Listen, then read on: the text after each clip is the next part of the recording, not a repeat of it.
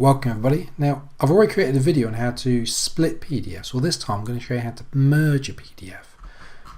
So the way to do it, well, first off, go to this website, so 123apps.com. I have absolutely no affiliation with this website. I just really find it useful.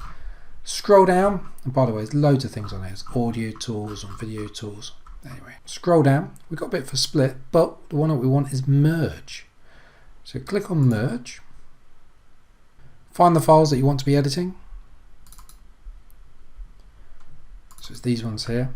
I've got all these PDFs that are separate. Select them all, drag and drop them all in. There you go, you can see we've got 1, 2, 3, 4, 5, 6, 7, 8, 9, 10, 11. And then click on merge. They've already been merged. Click download. Let's open this up. And there we can see it. There is my created merged PDF. How easy was that? So just as a reminder, it is 123apps.com. Anyway, I hope you found this useful. Please subscribe to the channel. Please like the video and keep on splitting and merging those PDFs, why don't you?